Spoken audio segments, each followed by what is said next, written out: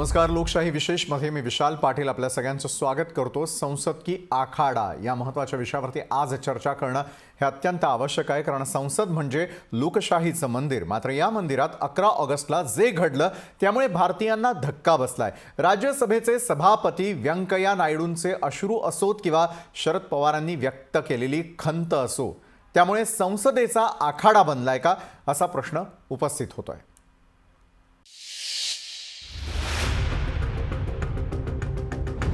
संसदेच्या पवित्र वास्तूत चाललंय तरी काय?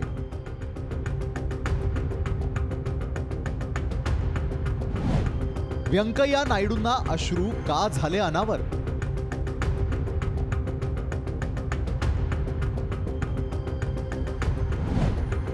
सत्ताधारी उन्मत्त झाले आहेत की विरोधक दिशाहीन?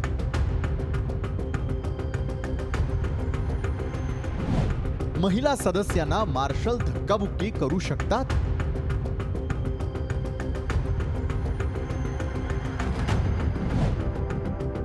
संसदेला लोकशाहीचं मंदिर म्हणायचं की आखाडा?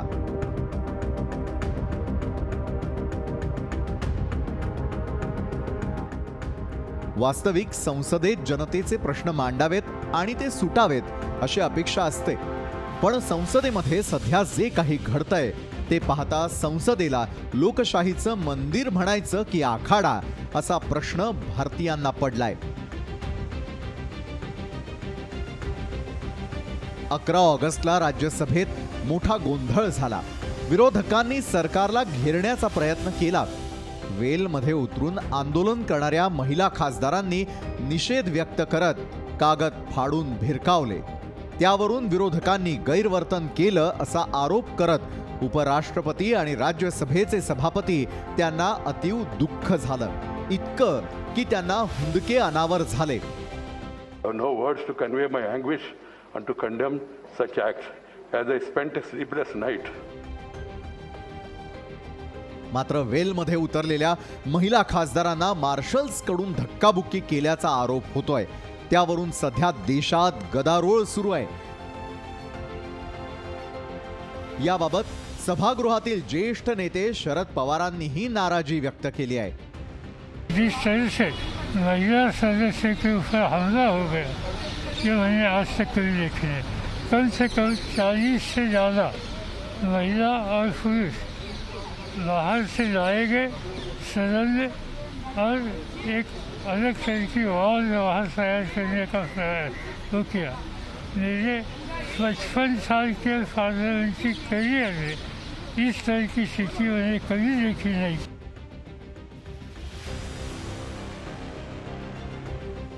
या पार्श्वभूमीवर विरोधी पक्षांनी राहुल गांधींच्या नेतृत्वाखालील दिल्लीत विजय चौकापर्यंत संयुक्त मोर्चा काढला. यावेळी राहुल गांधींनी सरकारवर गंभीर आरोप केले. राज्यसभेत पहिल्यांदा खासदारांना मारहाण करण्यात आली. बाहेरून लोकांना बोलावलं गेलं आणि खासदारांना मारहाण केल्याचा गंभीर आरोप त्यांनी केला. तर शिवसेनेचे संजय राऊतांनीही असाच आरोप केलाय. हमने कल देखा है लोकतंत्र की हत्या हुई, हमने देखा है, हमारे आंखों से देखा है.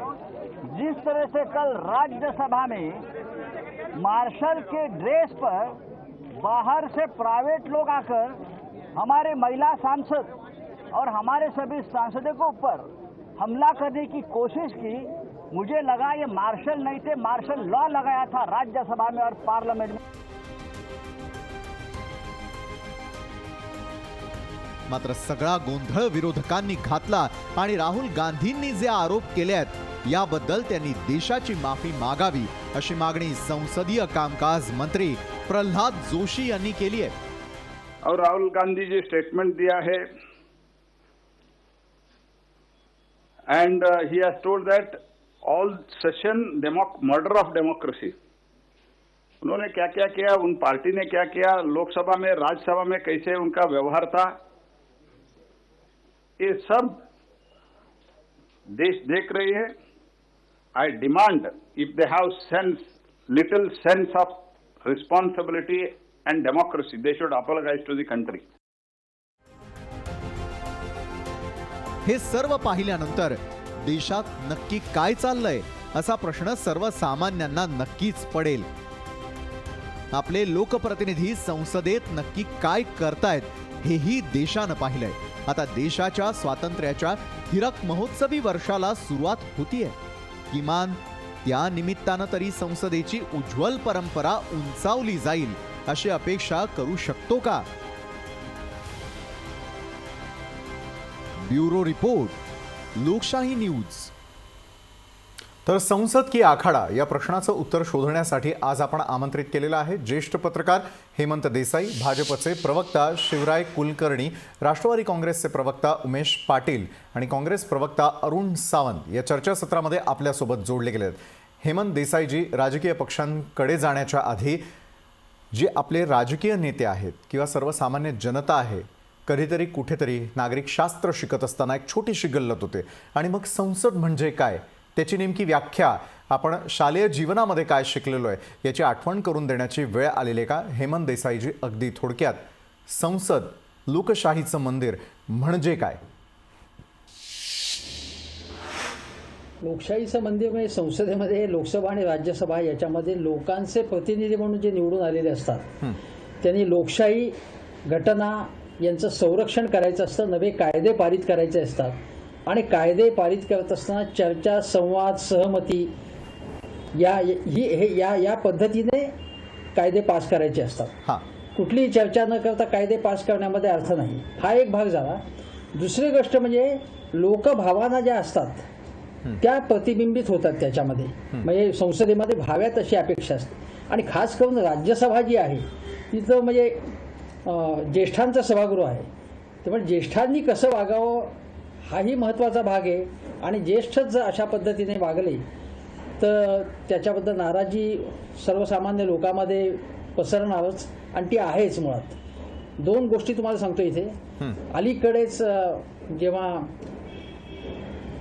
अशा पद्धतीची माहिती प्रकट झाली, तुम्हाला माहिती असेल की अनेक संसद सदस्यांवरती गंभीर अशा स्वरूपाचे गुन्हे आहेत आणि अशा लोकांना मुळात तिकीटच का दिली जातात, म्हणजे ते पक्ष कुठलाही पक्ष असेल, हा लोकांच्या मनातला प्रश्न आहे. बरोबर आहे. आणि त्याच्यामध्ये केवळ राजकीय आंदोलनाचे नाही, बाकी गंभीर गुन्हे आहेत. हा एक भाग झाला. दुसरं पण आज जे आपण बघतो त्याच्यामध्ये काय आहे की दोन्ही पक्षाकडून, मी असं म्हणणार नाही, आता तृणमूल काँग्रेसच्या सदस्यांनी तिथे जाऊन अध्यक्षांच्या जवळ जाऊन वेलमध्ये शिरून तिथलं जे सगळी कागदपत्र आणि हे सगळं फाडून फेकून देणं किंवा महत्वाच्या विधेयकाचीच कागदपत्र टरकावून टाकणं, ही गोष्ट झाली.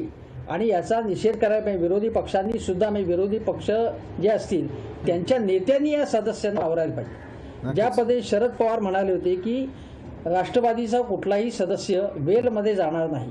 मी तुम्हाला सांगतो की वाजपेयींचं सुद्धा असं तत्व होतं की वेलमध्ये जायचं नाही.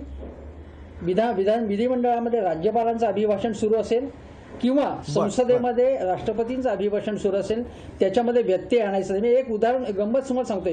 नेहरूंचे मथाई नावाचे एक सल्लागार होते, अधिकारी होते. त्यांनी असं वक्तव्य केलं की संसदेमधले म्हणजे खासदार हे सरकारी नोकरांवरती हल्ले करत असतात सरसकटपणे आणि हे चांगलं नाही. यावरती वाजपेयीजींनी त्यांनी हे केला, त्या म्हणजे हक्कभंगाचा ठराव, म्हणजे विशेषाधिकाराचा भंग झालाय म्हणून त्यांनी मुद्दा उपस्थित केला. त्याला नेहरूंनी सहमती दिली आणि विशेषाधिकार समितीकडे ती गोष्ट गेली.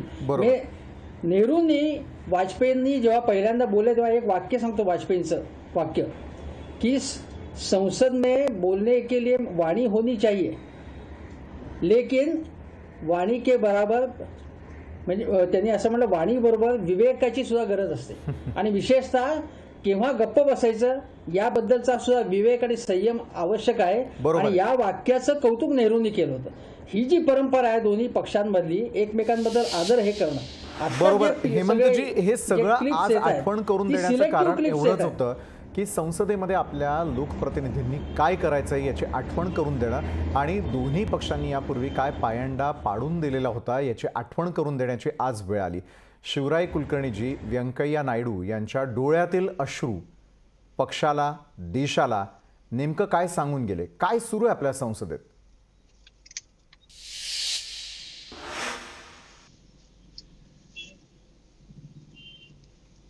शिवराय कुलकर्णीजी, माझा आवाज येतोय आपल्यापर्यंत? येतोय. हां बोला. हा बोला विशालजी. शिवरायजी, माझा प्रश्न एवढाच आहे की आज संसद म्हणजे काय, संसदेमध्ये कशा प्रकारे दोन्ही पक्षांनी यापूर्वी पायंडे घालून दिलेले होते, हे आज पुन्हा आठवण करून देण्याची वेळ आली. आणि शिवराय कुलकर्णीजी, व्यंकय्या नायडूंसारख्या ज्येष्ठ नेत्याला ज्यावेळेला त्या ठिकाणी अश्रू अनावर होतात, त्यांनी पूर्वी पाहिलेला काळ आणि आज सुरू असलेला काळ यामुळे ते दुखावले गेले. शिवराय कुलकर्णी. विशालजी, आपण म्हणता ते अगदी खरं आहे. आता हेमंतजींनी पण जे विश्लेषण केलं त्या विश्लेषणाशी सगळ्यांनी सहमत असायला काहीच हरकत नाही की संसदेमध्ये लोकप्रतिनिधी निवडून पाठवलेले आहेत आणि आपली लोकशाही, प्रगल्भ लोकशाही आपण सगळेजण मानतो आणि त्याच्यामुळे संवादाने प्रश्न सुटले पाहिजे, संवाद झाला पाहिजे, चर्चा झाली पाहिजे आणि चर्चा ज्या विषयावर ठेवली आहे त्या विषयावर चर्चा झाली पाहिजे. बरोबर. जेव्हा आपल्याला चर्चा करायची संधी असते, जेव्हा आपण संसद चालवतो किंवा राज्यसभा चालवतो, तेव्हा ती चालू द्यायची नाही, तेव्हा ती बंद पाडायची. आणि जेव्हा कुठला तरी निर्णय घ्यायची वेळ येते त्यावेळी कुठल्या तरी संवादाचा आग्रह धरायचा. जेव्हा संवादाची संधी आहे तेव्हा संवाद करायचा नाही आणि जेव्हा कुठला तरी निर्णय घेण्याची आवश्यकता आहे तेव्हा वेगवेगळे विषय घेऊन संवाद करायचा. मला असं वाटतं की संसदेच्या गरिमेपेक्षा, संसदेच्या परंपरेपेक्षा किंवा संसदेचं जे कामकाजाची पद्धती आहे त्या पद्धतींपेक्षा राजकीय स्वार्थ साधण्याच्या हेतूने हे सगळा गोंधळ त्या ठिकाणचा जो आहे तो उभा झालेला आहे. आणि एकूणच भारतीय नागरिकांना आवडणार नाही असं एकूण चित्र होतं.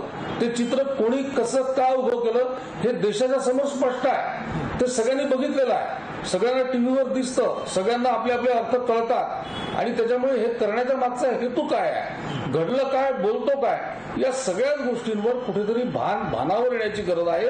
आणि मला असं वाटतं की परवाची घटना घडली, ज्या घटनेमध्ये व्यंकय्याजी आपण म्हणालात त्याप्रमाणे ते भाऊक झाले. व्यंकय्याजीच कशाला, अनेक लोक ते बघून भाऊक झाले असतील, अशी ती स्थिती होती. मला असं वाटतं की हा दुर्दैवी आहे, सगळं हे थांबलं पाहिजे, संसदेचं कामकाज नीट झालं पाहिजे, चर्चा करण्याची तयारी दाखवली पाहिजे. आम्ही म्हणू तशी संसद चालणार नाही, संसदेच्या नियमाने चालेल, त्या नियमांमध्ये सगळ्यांनी बसण्याचा प्रयत्न केला. संसदेचं कामकाज योग्य रीतीनं चालू ठेवण्याची जबाबदारी त्या लोकप्रतिनिधींचीच आहे, याचा विसर पडायला नको. शिवरायजी, मी पुन्हा एकदा आपल्याकडे येईल.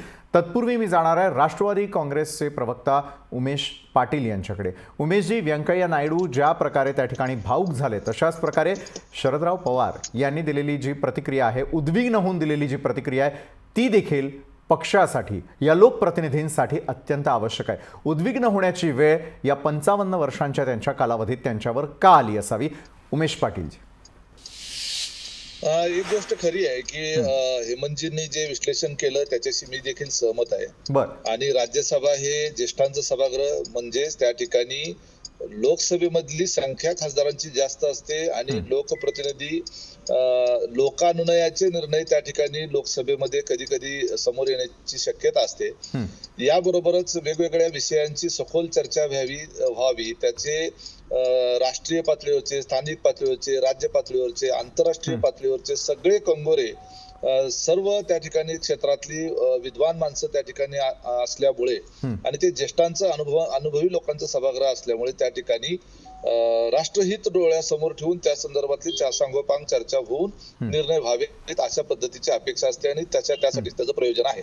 परंतु त्या सभागृहात देखील फार मोठ्या प्रमाणावर त्या ठिकाणी गदारोळ होणं, गोंधळ होणं आणि संसदेचं कामकाज बंद पडणं ही देशातल्या नागरिकांना न आवडणारीच गोष्ट आहे. बरोबर आहे, देशातल्या नागरिकांना ही गोष्ट आवडलेली नाहीये. उमेशजी, मी आपल्याकडे पुन्हा एकदा येणार आहे, प्रत्येकाला संधी देणार आहे. अरुण सावंतजी, अगदी थोडक्यात मी आपल्याकडे येतो. संसद चालवण्याची जितकी मोठी जबाबदारी ही सत्ताधाऱ्यांची असते, तेवढीच जबाबदारी विरोधकांची असते. आज दोघांनाही काय झालेलं पाहायला मिळालं. देश जो आहे हे सगळं पाहत असताना हेच आपले लोकप्रतिनिधी आहेत का? त्या ठिकाणचं पावित्र्य टिकवण्याची जबाबदारी ही सत्ताधारी आणि विरोधकांची नाहीये का? अरुण सावंतजी. ही जबाबदारी ही दोघांचीही आहे. ज्यावेळेस जनतेने, देशातील जनतेने आपल्याला निवडून देऊन राज्यसभेत आणि लोकसभेत पाठवलेलं आहे, तर त्यावेळेस प्रत्येकाचीच ही जबाबदारी बनते की तिथे जनाधाराचा मान ठेवून तिथे सभ्यतेने वागलं पाहिजे आणि जनतेचा जो काही आवाज आहे, जनतेच्या जे काही समस्या आहेत त्या संसदेमध्ये, राज्यसभेमध्ये आणि लोकसभेमध्ये मांडल्या पाहिजेत. परंतु ही जी काही जबाबदारी आहे ती दोन्ही पक्षांची येते, विरोधक आणि सत्ताधारी या दोघांनी याचं भान ठेवलं पाहिजे. आता ज्याप्रमाणे व्यंकय्या नायडू यांनी अश्रू ढाळले, आणखीन आपलं जो काय अंतर्मनातील दुःख भावना होती ती व्यक्त केली, हे ठीक आहे, परंतु रडणं हे काही त्याच्यावरचा उपाय नाही. ज्याप्रमाणे भारतीय जनता पार्टीचे म्हणजेच या देशाचे पंतप्रधान अनेकदा अश्रू ढाळून टीव्ही चॅनेलवरती दाखवत असतात, त्याप्रमाणेच आता व्यंकय्या नायडू यांनी सुद्धा अश्रू ढाळलेले आहेत आणि जनतेसमोर आपली व्यथा मांडलेली आहे. परंतु असं का घडतंय? या गोष्टीला कारण काय आहे?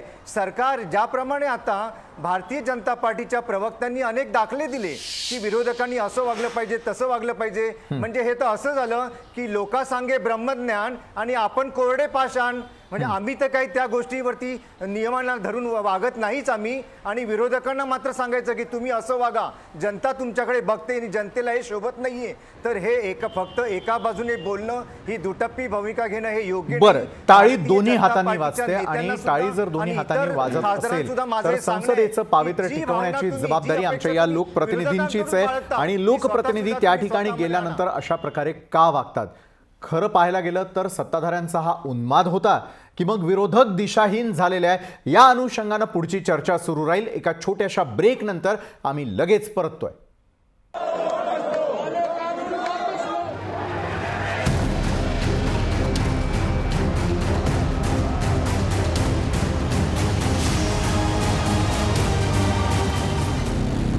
नंतर संसद की आखाडा लोकशाही विशेषमध्ये आज आपण चर्चा करतो आहोत. या चर्चेमध्ये आपल्यासोबत आहेत काँग्रेस प्रवक्ता अरुण सावंत, राष्ट्रवादी काँग्रेसचे प्रवक्ता उमेश पाटील, भाजप प्रवक्ता शिवराय कुलकर्णी आणि ज्येष्ठ पत्रकार हेमंत देसाई देखील आपल्यासोबत या चर्चासत्रात आहे. शिवराय कुलकर्णीजी, संसदेमध्ये मार्शल्सची एंट्री का, कशासाठी?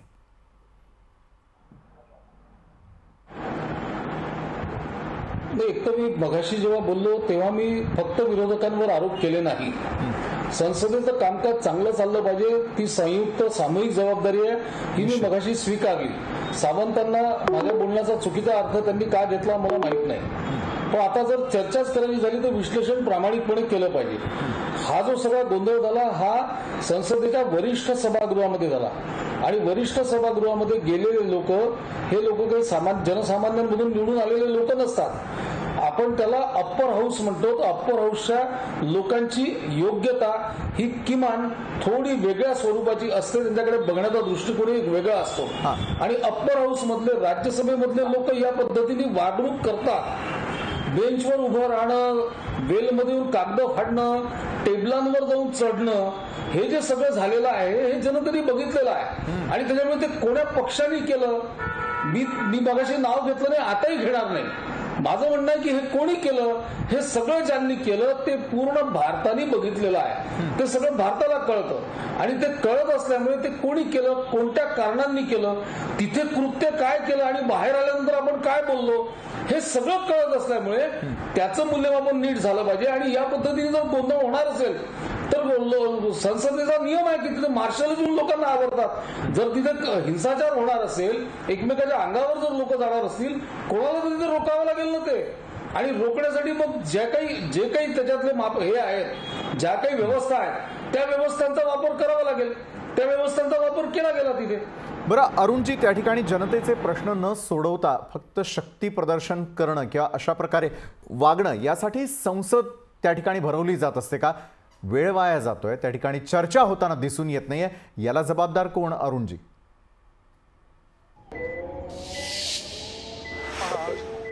काँग्रेसच्या प्रत्येक सदस्याला हे पूर्णपणे ठाऊक आहे की ज्या वेळेस सरकार कोणत्याही प्रकारे आपला साथ देत नसेल, जनतेच्या प्रती मांडलेल्या कोणत्याही प्रश्नाबद्दल जर सरकार जागरूक नसेल तर शेवटी प्रत्येकाचा हा कडेलोट होतोच. आणि त्यातूनच कालची भावना उद्भवलेली होती. आज आपण पाहाल तर देशामध्ये काय चाललेलं आहे, पॅगासिस हा इश्यू आज जोर धरलेला आहे. सर्वांवरती जासूसी हेरगिरी केली जात आहे. अनेक प्रकारे आज जनसामान्यांवरती अत्याचार होत आहेत. कोविडचा इश्यू नीटपणे हाताळला जात नाही, बेकारी प्रचंड प्रमाणात माजलेली आहे, देशाची अर्थव्यवस्था ढासळलेली, आणि याच्यावरती जेव्हा विरोधक आवाज उठवतात त्यावेळेस जर सरकारकडून कोणत्याही प्रकारे त्याच्यावरती आश्वासनं किंवा कोणत्याही प्रकारचं उत्तर मिळत नसेल त्यावेळेस ही परिस्थिती उद्भवते. शिवराजी, सरकार हे सगळं ऐकत नाहीये जे अरुण सावंत म्हणतात. नेत्यांनी प्रवक्त्यांनी सांगितलं की प्रत्येकाची जबाबदारी, महाराष्ट्राच्या विधानसभेमध्ये काय घडलं आपण पाहिलंच आहे. त्यावेळेस सुद्धा यांचे प्रतिनिधी हाऊसमध्ये आपण पाहिलं की कशा प्रकारे माईक हिसकावून. शिवराय कुलकर्णीजी, सरकार दरबारी आवाज ऐकला जात नाही असं अरुण सावंत यांच्या बोलण्यातून एकंदरीत कळतंय. शिवरायजी, असा आहे विशालजी की संसदेचं सत्र जेव्हापासून सुरू झालं, अधिवेशन जेव्हापासून सुरू झालं तेव्हापासून चर्चा रोजच संसदेमध्ये करायची असते ना, आणि ती जनतेच्याच प्रश्नांवर चर्चा होत असते. पण या पूर्ण अधिवेशन काळामध्ये विरोधकांनी चर्चा केली आहे असं आपल्याला कुठेही दिसलेलं नाही. येणारे विषय का सगळे फालतू विषय असतात का? जनतेचेच प्रश्न असतात. कुठल्या चर्चेमध्ये विरोधकांनी भाग घेतला? रोज वेगवेगळे मुद्दे करून चर्चा करायची नाही यांना फक्त बाहेरून बदनाम करायचं आहे सरकारला, आणि म्हणून कपोल कल्पित मुद्दे घेऊन यांनी रोज गोंधळ साफ खोटे आहे. त्या विरोधकांनी प्रत्येक वेळेस ज्या महत्वाच्या मुद्द्यांवरती आवाज उठवला सरकारने कोणत्याही प्रकारे त्या मुद्द्यांचं उत्तर दिलेलं नाही. सरकारने पॅगेसिसच्या विषयावरती मुद्दामून डोळे झाक केली, कारण सरकार त्याच्यामध्ये सामील आहे आणि म्हणूनच पॅगेसिस. सावंतजी मला पूर्ण करू द्या. सावंतजी मला पूर्ण करू द्या. असं आहे की जेव्हा तुम्हाला चर्चेची संधी आहे तेव्हा तुम्ही तिथे चर्चा करणार नाही, आणि ज्यावेळी ज्या विषयावर चर्चा करायची आहे त्यावेळी त्यासाठी तुम्ही दुसरे मुद्दे उकरून काढणार, त्या मुद्द्यांवरच्या चर्चेचा आग्रह धरणार. तुम्ही कुठलंच बिल पास होऊ देणार नाही. लोकांच्या हिताच्या विषयावर तुमचे लोकप्रतिनिधी किती जागृत आहेत. कशाला सांगता तुम्ही आता परवा ओबीसीच्या आरक्षणाच्या मुद्द्यावर काँग्रेसच्या सदस्यांनी त्याला विरोध केलेला सगळ्या देशांनी बघितला. किती तुम्ही सजग असता आणि किती जागृत असता जनतेच्या प्रश्नावर, हे सगळ्यांनी बघितलेलं आहे. त्याच्यामुळे तुम्हाला करायचं काय आहे तर तुम्हाला चर्चा करायची नाही. चर्चा केल्यानंतर मिळालेल्या उत्तरांनी जनता समाधानी. जेव्हा आम्ही तुमच्याकडे इम्पिरियल डाटा मागितला त्यावेळेस तुमच्या सरकारने स्पष्टपणे नकार दिला. हे सुद्धा आपण भारताच्या जनतेला सांगावं. इच्छा आहे. नक्कीच शिवराजी आणि अरुण सावंतजी, मी आपल्याकडे येतो. उमेश पाटील, मी आपल्याकडे आवर्जून येऊ इच्छितो यावेळेला, कारण त्याचं असं आहे की ज्या वेळेला संसदेमध्ये चर्चा होणं आवश्यक आहे, अगदी सुरुवातीला जे एक चांगलं उदाहरण देण्यात आलेलं होतं हेमंतजी देसाई यांनी दिलेलं होतं की वाजपेयींच्या काळामध्ये ते म्हणालेले होते, वाणी भी होनी चाहिए और संयम भी होना चाहिए. संयम आणि वाणी याची सांगड सत्ताधारी आणि विरोधकांना घालता येत नाहीये का? शिवराय कुलकर्णीजी थेटपणे म्हणतायत की आम्ही चर्चेसाठी तयार असताना विरोधक मात्र फक्त बदनाम करण्याचा प्रयत्न करताय. आरोपांमध्ये किती तथ्य? उमेश पाटीलजी, विरोधकांनी चर्चेची तयारी दर्शवली नाही का आणि जनतेचे प्रश्न मांडले नाहीयेत का? फक्त आणि फक्त हा सगळा कालावधी वाया गेला का? नाही, असं म्हणता येणार नाही. कारण कसं आहे की सत्ताधारी पक्षाकडून सुद्धा विरोधकांना विश्वासात घेऊन संसदेचं कामकाज चालवणं अपेक्षित असतं. सुप्रियाताई सुळे असतील किंवा पवार साहेब असतील, तुम्हाला कधीही यांनी संसदेच्या कारकिर्दीमध्ये गोंधळ घातल्याचं असं आपल्याला दिसणार नाही. त्यांनी त्यांची भूमिका अत्यंत प्रभावीपणे मांडली. म्हणून सुप्रियाताईंना, ऐका ना, माझं पूर्ण होत देता फक्त पूर्ण होऊ द्या. सुप्रियाताईंना आतापर्यंत संसद रत्न पुरस्कार सलग मिळालेला आहे. सलग 5-5 वेळेला त्यांना पुरस्कार मिळतो. ज्या अर्थी मिळतो, विरोधात असतानाही मिळतो, त्या अर्थी त्या त्यांची भूमिका अत्यंत व्यवस्थितपणे मांडतात हे दिसतं. त्या अनेक सदस्यांनी तशा पद्धतीचा तो आदर्श घेण्याची आवश्यकता असते.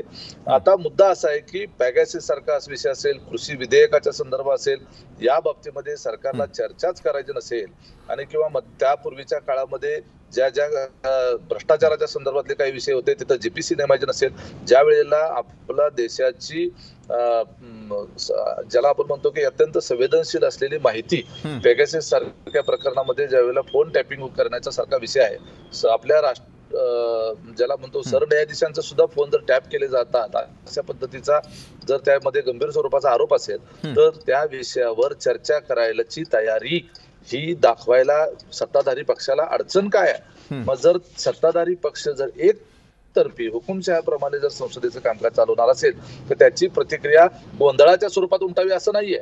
परंतु त्याचं समर्थन करणार नाही. परंतु या बाजूने एका हातानं टाळी वाजत नाही आपण जे म्हणतो ना, ते तितकंच खरं आहे की जर कृषी विधेयकासारख्या याच्यावर सरकार आज जवळपास 7-8 महिन्यापासून जर शेतकरी रस्त्यावर उतरून आंदोलन करतायत तर त्या संदर्भात पंतप्रधान शब्द काढायला तयार नाहीत, संसदेमध्ये निवेदन करायला तयार नाहीत.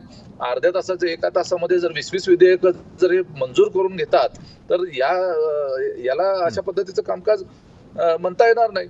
बरोबर आहे उमेश पाटील जी आपण म्हणताय की सत्ताधाऱ्यांकडून जे आहे विरोधकांनी उपस्थित केलेल्या प्रश्नांसंदर्भामध्ये उत्तरं दिली जात नाहीत किंवा मग तशा प्रकारची चर्चाच होऊ दिली जात नाहीये. मात्र हे सगळं होत असताना संसदेचे काही नियम असतात, काही कानून असतात, त्या चौकटीच्या आधारावरती सत्ताधारी आणि विरोधकांनी वागणं अत्यंत आवश्यक असतं आणि त्यानुसारच मग संसदेला लोकशाहीचं मंदिर म्हणायचं की मग आखाडा म्हणायचा आणि त्या ठिकाणी सत्ताधारी उन्मत्त झाले की मग विरोधक दिशाहीन झाले. या संदर्भातलं उत्तर आपण हेमंत देसाईजी यांच्याकडून जाणून घेणार आहोत. एका छोट्याशा ब्रेक नंतर आम्ही लगेच परततोय.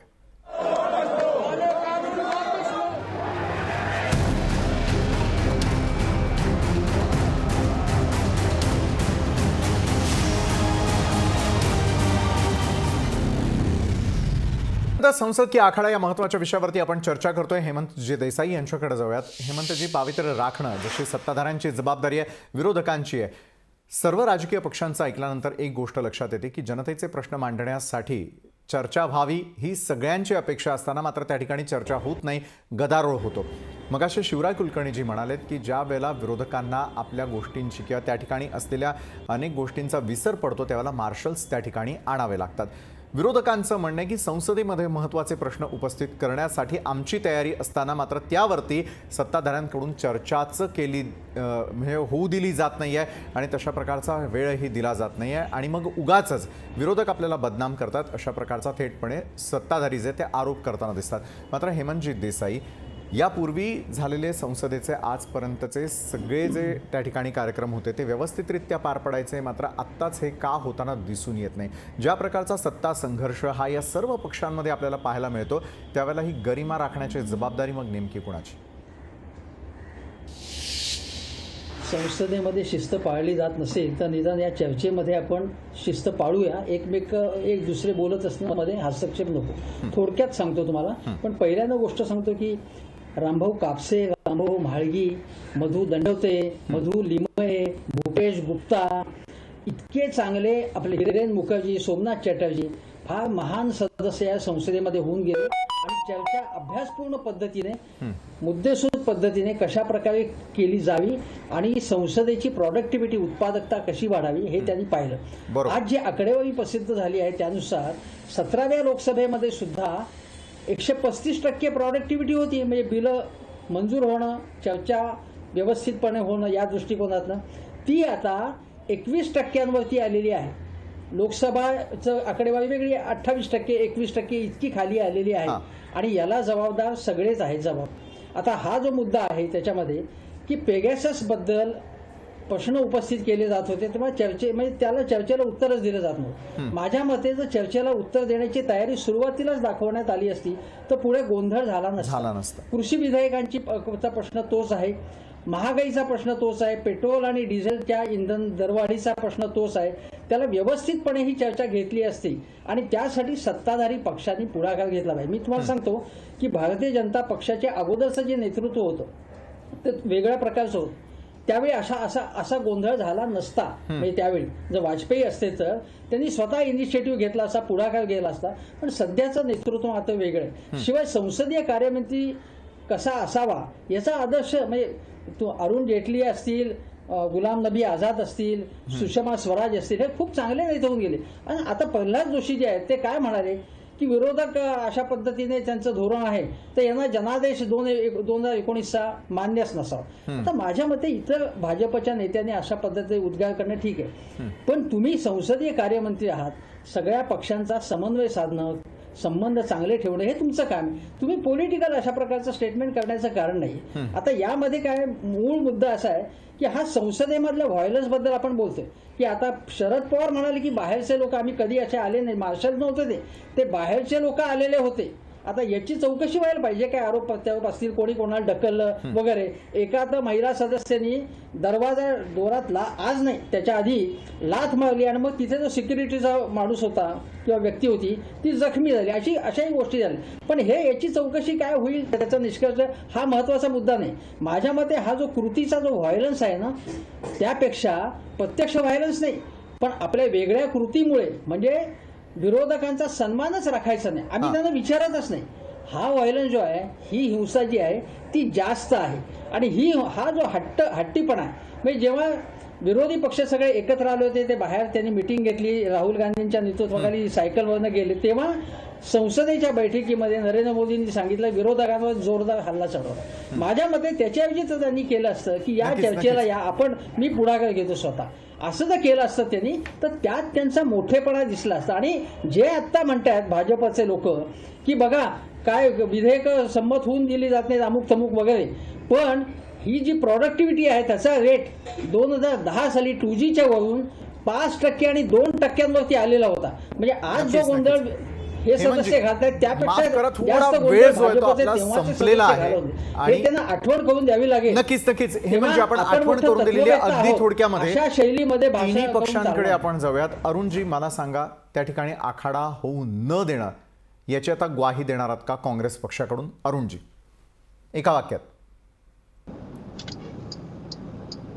देणं ही आमची सुद्धा इच्छा आहे, परंतु हे सर्वस्वी आमच्या हातात नसतं, सरकारच्या सुद्धा हातात अनेक गोष्टी. सरकारने जर पूर्णपणे असंच ठरवलं की विरोधकांचा गळा आवळूनच टाकायचा, त्यांना संपवूनच टाकायचं, तर मग मात्र विरोधकांचा नाईलाज होतो आणि त्यामुळे अशी परिस्थिती उद्भवते. नक्कीच. उमेश पाटीलजी, येत्या काळामध्ये अशी परिस्थिती पुन्हा देशातल्या जनतेसमोर येऊ नये यासाठी तुम्ही कटिबद्ध आहात का? राष्ट्रवादी काँग्रेस पक्ष म्हणून आमचे सगळे लोकसभेचे सदस्य संख्या कमी असली तरी सुद्धा ते कटिबद्ध आहेत. निश्चितपणे या संदर्भामध्ये आपला सूचना जी आहे ती स्वागतार्हच आहे आणि आमचे लोक तसे वागतातही. फक्त याच्यातली जास्तीची जबाबदारी ही हेमंत देसाई सांगतात त्या पद्धतीनं सत्ताधारी पक्षाची आहे. संसदेमध्ये वेगवेगळ्या विषयावरची चर्चा घेण्याचा पुढाकार हा सत्ताधारी पक्षाने घेतल्यानंतर विरोधकांना अशा पद्धतीनं गोंधळ घालण्याची गरजच पडत नाही, हे आपण लक्षात घेतलं पाहिजे. जर तुम्ही चर्चा टाळायला लागलात किंवा चर्चाच होऊ द्यायची नाही, म्हणजे तुम्हाला जे मुद्दे अडचणीचे वाटतात त्या विषयाला वेळ मारून न्यायची किंवा विरोधकांना गणतीतच धरायचं नाही. संख्या कमी असली तरी सुद्धा ही लोकशाही आहे आणि ते जे मंदिर आहे ते फक्त त्याचं पावित्र्य राखणं ही पावित्र्य राखण्यासाठी आपण कटिबद्ध आहात. शिवराय कुलकर्णी, जे आज सत्ताधाऱ्यांवरती जबाबदारी असते ती एका बाजूला देश चालवण्याची, दुसरीकडे विरोधकांना देखील सोबत घेऊन काम करण्याची, येत्या काळामध्ये देशासमोर असं चित्र पुन्हा उभं राहणार नाही का? शिवराय कुलकर्णीजी. असं आहे की शेतकरी आंदोलन जे आहे, शेतकरी कायद्यापासून तर पेगासिस पर्यंत कुठल्याच विषयावर मुळात विरोधकांना चर्चा करायची नाही आहे. जेव्हापासून मोदीजी पंतप्रधान झाले तेव्हापासून मोदी विरोधातला एक नॅरेटिव्ह सेट करायचा आणि आमचं म्हणणं कसं खरं आहे हे जनतेला दाखवण्यासाठी त्यावर चर्चा न करण्याची इच्छा ही विरोधकांचीच आहे. सत्ताधारी पक्ष चर्चेसाठी कायम तयार आहे, चर्चेच्या फैरी जडल्या, प्रत्येक वेळी चर्चा करायला सत्ताधारी तयार आहे, पण जेव्हा चर्चेची वेळ येते तेव्हा कुठल्या तरीचा गोंधळ करून, प्रचंड गोंधळ उभा करून ही चर्चा होऊ न देण्याचं विरोधकांनी या देशामध्ये तंत्र अवलंबलेलं आहे. उलट सरकार देखील आपल्याकडून प्रयत्न करेल. जनतेच्या मनात जे जे प्रश्न आहेत त्या सर्व प्रश्नांची उत्तरं द्यायला सरकार तयार आहे, किंबहुना ते उत्तरं दिले जात आहेत. विरोधकांची पटलावर त्यावर चर्चा करण्याची तयारी त्यांनी मानसिकरित्या केली पाहिजे आणि चर्चेला सामोरं आलं पाहिजे आणि त्यातून, त्या समुद्र मंथनातून जे काही निघेल, मग ते हलाल असो की अमृत असो, ते पचवण्याची ताकद विरोधकांनी ठेवली पाहिजे. निश्चितच आहे. शिवराय कुलकर्णीजी, येत्या काळामध्ये आपण अपेक्षा करूयात की अशा प्रकारचं चित्र हे संपूर्ण देशासमोर कधीही येऊ नये किंवा तशी परिस्थिती उद्भवू नये. धन्यवाद हेमंत देसाईजी, शिवराय कुलकर्णी आणि उमेश पाटील. अरुण सावंतजी, आपण या चर्चासत्रात आमच्यासोबत जोडला गेलात त्यासाठी. संसद आहे, संसद हे लोकशाहीचं मंदिर आहे आणि त्याचं पावित्र्य राखण्याची जबाबदारी सत्ताधारी विरोधक या दोघांचीही असताना मात्र संसदेचा आखाडा होणं हे कदापि या ठिकाणची जनता जी आहे ती सहन करणार नाही, हेच सांगण्यासाठी आज या चर्चासत्राचं आयोजन करण्यात आलेलं होतं. आजच्या लोकशाही विशेषमध्ये वेळ झाली. इथंच थांबण्याची. ताज्या घडामोडींसाठी पाहत रहा लोकशाही न्यूज.